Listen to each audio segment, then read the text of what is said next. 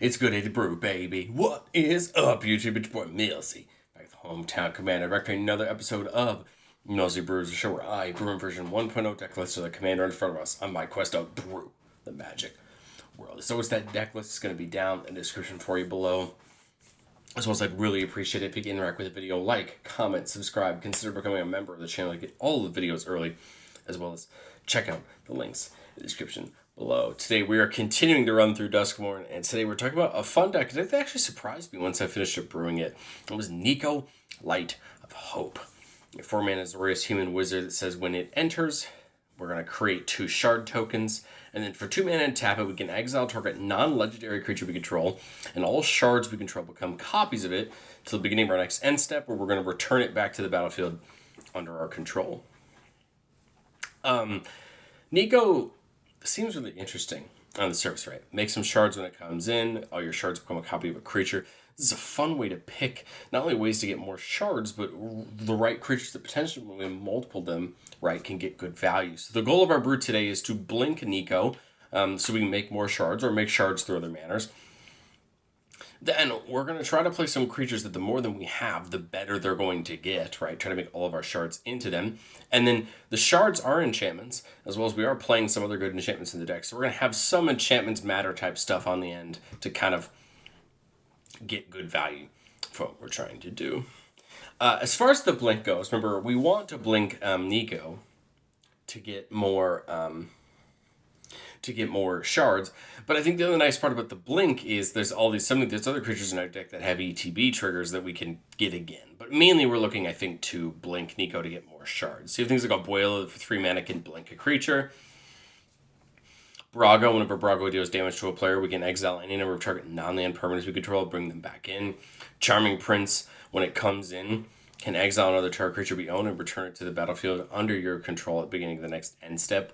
We need to be careful with the ones that say beginning of the next end step. Because, for example, if I were to exile Charming Prince to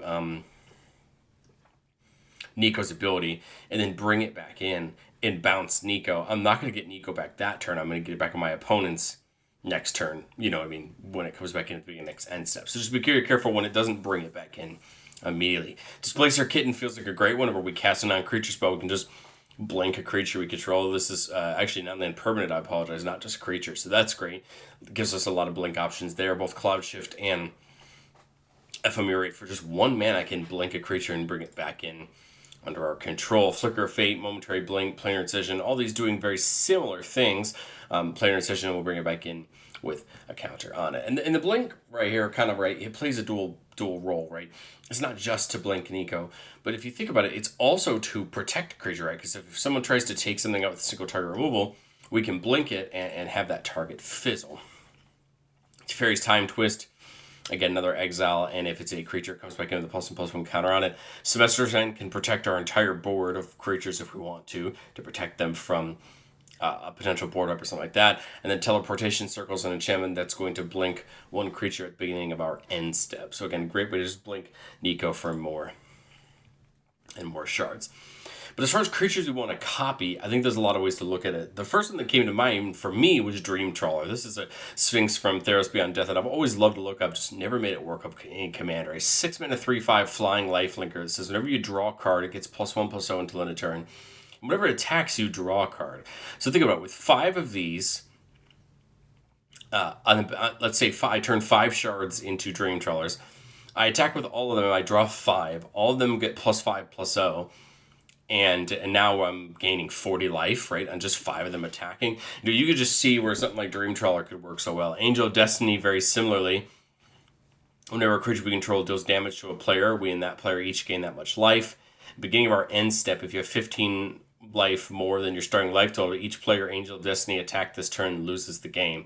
And the nice part here is that we can put the Angel of Destiny trigger above the Niko trigger, meaning we could potentially get a couple players to lose the game just on Destiny alone. Epistolary Librarian seems interesting. Whenever it attacks, we can cast a spell with mana value X list from our hand, where X is the number of attacking creatures. Again, with multiple of these things, that means we can cheat a couple spells, right, just on attack and get some big value. Frost Titan, when it's attacking, we're tapping down target permanent. and it doesn't untap to its controller's next untap step. So if we have a couple of these going, we're tapping things down and keeping them tapped down. Lionheart Glimmer may seem kind of odd. It's a 5 mana 2/5 enchantment creature, but its ability says whenever you attack creatures you control, get +1/+1 till end of turn. Well, here's effectively a way to give all of our creatures +X, where X is the number of glimmers we have, right? And so now you run the risk of or I apologize, it would be ready to be, yeah, I mean, it'd be a big buff, right? And then you pair this with any way to make other tokens or other creatures, and this just becomes a great way to take a big attack on our opponents. I like something like Overlord of the Mistmoors. So whenever it enters or attacks, you make 2/1 insect creature tokens with flying. Well, if we turn everything into Mistmoors and then attack, we're making all of those insect creature tokens that could then block for us, or attack on a future turn. Silverwing Squadron, whenever it attacks, makes a number of 2/2 white knight creature tokens with vigilance equal to the number of opponents you have, which is most likely going to always be 3. Meaning that you're getting a bunch of 2/2s, and its power toughness equal to the number of creatures you control, meaning it's going to get huge. Skyhunter Strike Force has melee, so whenever this creature attacks, it gets +1/+1 for each opponent you attack this combat, and then as long as you control your commander, other creatures have melee, meaning it's a big buff to all of our creatures in combat.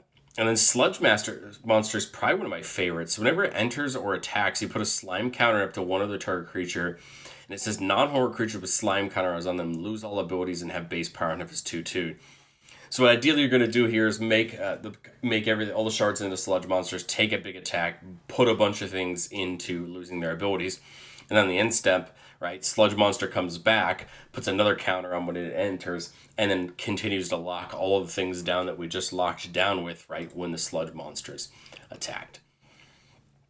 But as far as the enchantments matter, remember all those shards are enchantments, which means they're coming in. And we got, things like Art Gods of Sun's Grace to make those Pegasi. Entity Tracker will draw us cards whenever those enchantments come in. Fear of Sleep Paralysis says whenever it or another enchantment you control enters, and whenever you fully unlock a rune, tap it up to one creature and put a stun counter on it. And then Fear of Sleep Paralysis says that stun counters can't be removed from permanents your opponent's control. So this basically is a way to completely lock things down if we can get it out and keep it out as we do the things we want to do. Ghost Dancers can make us 3/1 spirits. When the enchantments come in, Spirit Dancer can make a copy of an enchantment that comes under our control once per turn, which is a pretty cool ability, and will allow us to either get more shards or get more of other enchantments we want. And then Boon of the Spirit Realm just makes a ton of sense. So whenever it or another enchantment comes in, put a blessing counter on it, and every of our creatures gets a +1/+1 buff for each blessing counter on it, meaning that as more shards and more things come in, we're getting a big buff to all of our creatures. I know that's kind of quick, but in all reality, that's basically what we're trying to do. Get as many shards as we can down, get a good creature to copy, tap Niko to copy it, and get in and have some fun. But this is my version 1.0 version of the deck. I think there's a lot of things we can learn in testing. One, do we have the right amount of creatures we want to copy? I like that something like Ancient Gold Dragon, which makes a ton of sense. Whenever it deals damage to a player, you roll a d20 and that make that many fairy tokens. I love the idea of Gold Dragon. I just didn't know how many big, expensive creatures I wanted to put in the deck to copy. Genko in the meta there just makes a ton of sense, right? Whenever another non-token permanent we control leaves the battlefield, choose one, be able to make some tokens. And then for 5 mana, we can just put a counter on each creature we control as a way to grow the board. I like it. I just think it doesn't do enough on its own, but maybe I'm wrong. Maybe this is going to be something we can trigger a lot and have real fun with. And then Conjurer's Closet is another way to do that teleportation circle style effect. I didn't know if we needed them. There's a lot of ways to blink in the deck. I thought maybe we'd be okay. But you never know. Maybe we get in testing and realize we want more of that dedicated blink. But let's get in to our playtest. Time number 1, we're keeping a 3-lander with Aether Channeler, a way to, when it comes in, you can either draw a card, make a 1/1 bird, or return another target non-land permanent to its owner's hand. We're playing the original Niko from Kaldheim. X white double blue. When it comes in, make X shard tokens. -1 to make a shard. -1 to deal 2 damage to a tapped creature for each card you draw this turn, and +1 to make a creature unblockable, but if it hits, it returns to its hand. Remember that all shards could be sacrificed to make to to scry one and draw a card. So there is that card draw option. Clever Concealment for some protection, and then Plowshare. So not a bad starter. Turn 1. Get that Plains down. This is going to turn on both Glacial Fortress and Flood Farm Verge for the future, so I like that. Turn 2, we see Abuelo. Okay, so we're kind of working our way towards some fun here. Nothing to do on turn 2, so we can just keep that Plowshares up just in case people start to pop off a little early. Turn 3, we could Channeler to try to draw. We could Abuelo to set up that. I kind of like the Channeler to try to draw onto Spirit Dancer. So we're hoping here in turn 4 to see a land, and we do not. But that's A-okay. So we have something like the Skyhunter Strike Force we could get going. We could get a Abuelo going to always buff the Channeler later if need be. We could get Niko Eris down this turn and just make a couple shards before the other Niko comes down. Kind of like the idea of just getting the Skyhunter Strike Force down. Well, turn 5, there's our island. We can get Niko down now this turn. Making those 2 shards, and then maybe take an attack with the Skyforce, you know what I mean, in the Channeler if we want to. But now we've kind of got our core system set up. Skyforce seems like Strike Force seems like a great thing for the shards to become a copy of. We just need to get a couple more shards onto the battlefield. So turn 6 here. I kind of like let's think about this. If I tap Niko now,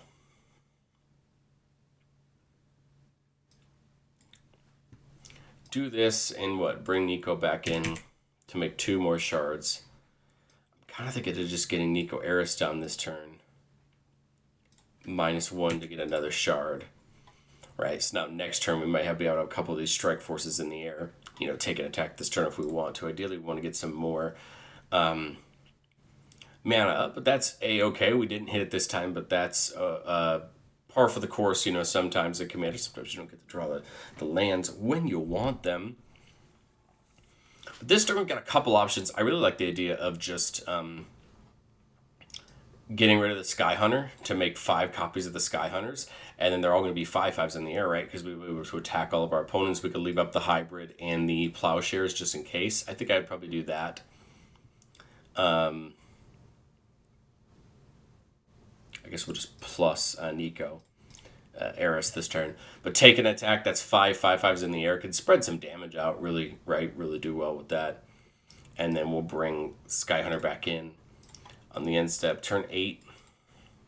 If I can get the next piece of mana, we really want to ideally get up to 6 for that Silverwing Squadron.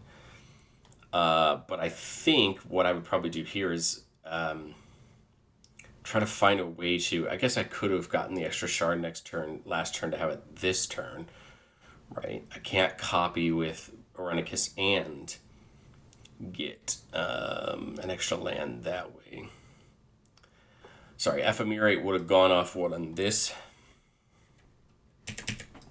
Would have gone off again, and I probably missed it. But that's A-okay. We'll just clean that up by doing that. Let's... kind of thinking just doing the Skyhunter again. Tap it to the Skyhunter. We'll make a shard this turn so we can use it next turn. But that should be, 7 shards? 7 5/5s, in the air. And I think you could start to see this loop. Turn 9 here, we get another blinker. So what I would do is tap Niko to exile this, then blink it in response, getting a couple more shards. But, do the Skyfront again. The goal here is get Niko, get a couple shards down, get that thing you want to copy, and just make this loop happen. We have the protection here, we have some removal. I think we've kind of accomplished what we want to there. Kind of odd when you miss a couple lands, but hey, I think that's just the unfortunate privilege of Commander sometimes. Here we're keeping a 3-lander with Planar Incision, Counterspell for some protection, Commander Sphere for some ramp, and then Displacer Kitten, a great way to just blink Niko. But alright, we see a Azorius Signet, so we can go with a nice turn to Azorius Signet here, which means we can either turn 3 Niko, or we could set up the Commander Sphere. I kind of like the idea of just getting Niko down here. Get the 2. Get the 2 shards. So go into our turn 4 with 5 mana total. If I go 3 mana into the Commander Sphere, I won't be able to play Displacer Kitten. If I play Displacer Kitten, I don't believe I can play anything else this turn. So we'll Commander Sphere, and then I'd say maybe we'll just kind of sit back a teeny bit. Maybe on somebody else's turn we blink Niko with like Planar Incision. I guess we'll flick our fate first. Get some more shards in, kind of get them ready to go. Come back to our turn 5. Well, there's the teleportation circle, right? To keep that going. I have 6 mana. I could do the Dream Trawler and get it set up. I kind of like the idea of the Displacer Kitten. The only problem with the Blink spell and the Displacer Kitten is that I'm going to lose one of them just due to the way that it's written, right? I have to target something for Planar Incision. If I blink it with Displacer Kitten, then it won't actually be there. So I kind of think maybe it's the circle here. Hold up counter spell, and then just, blink this at end step, get a couple more shards. Come back to our turn. Training Grounds is great, right, to make it cheaper. But here we'll just play the Trawler, blink Niko, and then now in turn 7, now we can make all these trawlers. We have 8 trawlers we can make. Remember, that are all going to be, because there's 8 of them, we're drawing 8 cards. They're all 11s. We have 8 11s basically in the air with lifelink. You can just kind of see why Dream Trawler works so well with Niko. Yes, our board could have been interrupted, but that's why we were trying to hold up that counter spell on those couple turns to protect our board. And I think you can kind of see with the vibe here. I know that's kind of truncated, but I think at the end of the day, I think you could see what I'm trying to do. It's going to come down to what do you choose to copy? How can we blink Niko or get more shards effectively and just try to make that playstyle work? I'd love to know what you think of Niko down in the comment section below. It's a deck I find really interesting. I'm going to be honest. It was kind of more interesting than I thought it was going to be. I had a good time brewing up this one, and I'd love to hear what you think in the comment section below. I'll catch you guys next time.